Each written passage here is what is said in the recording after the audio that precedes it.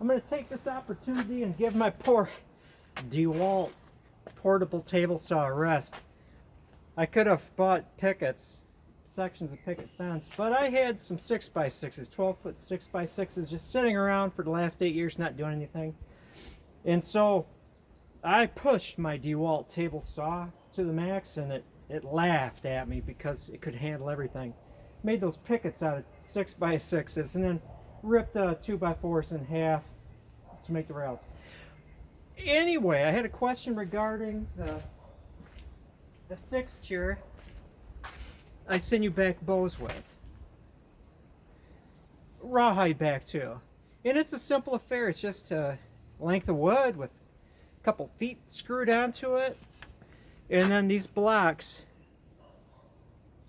that fit on here so I can adjust the length. If I'm doing like a 3-bend bow, I might put the D-flex on top of these. I can certainly put the bow tips on these things and cinch the handle down.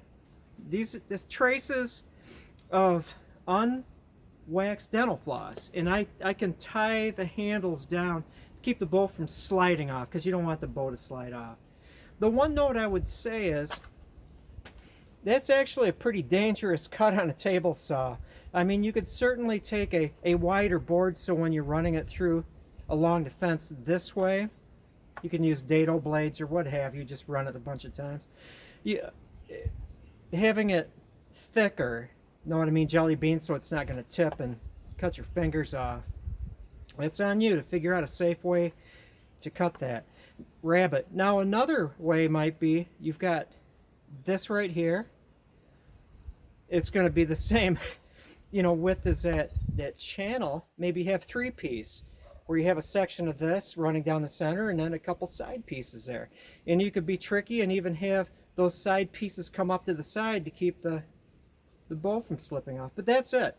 This has been of invaluable use to me. I made this years and years ago. This is what I made my first sinew bow on.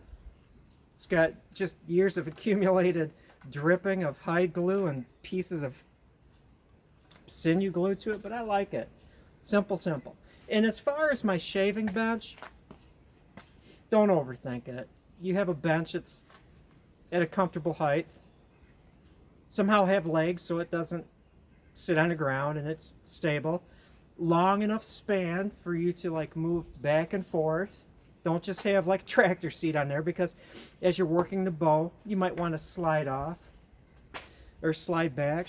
The ramp, which I call that ramp, that piece that goes like this and then you clamp the bow to it. I use a Jorgensen so I can work off my bench without having my foot having to be on a pedal system to push down. But what I don't see on other shaving benches that I put on that's invaluable, the ramp. Got it? That piece?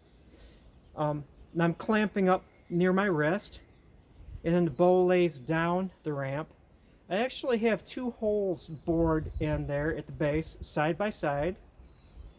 So I can take a peg, I just have a single peg, I can put it in this hole or I can put it in this hole. So the bow will rest against it. It's peg, clamp, and then you. So if you're putting side pressure, the bow's not going to swing this way or that way. You can just adjust the bow on the ramp sideways, having a peg stop the portion of the bow that would slide on the ramp. And it works beautifully. But yeah, this is it. As far as dimensions, I would say that's maybe 4.5 inches tall. This is about 6 inches, or yeah, 6 feet tall. Can certainly make a long bow and then put these things all the way to the end. Make a short bow, put it right here. Anyway, that's it. Simple, simple. The key is that in the center, and I've got this tape here to keep that sharp edge from cutting my unwaxed dental floss.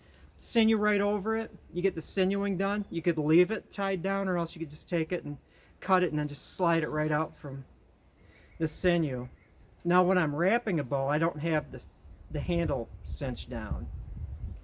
You know, it's just being very careful. And that is all. Now let's see if it's spring. And if you're a new viewer, you don't really know what I mean, let me shift this thing around. It means this will start if it's spring. First time, I might look foolish. You check the oil. Just put gas in it. Got oil.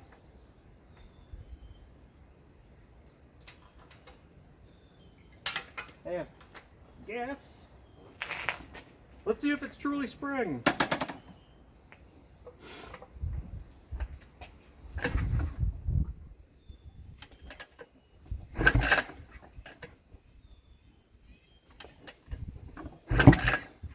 Hey, there's life.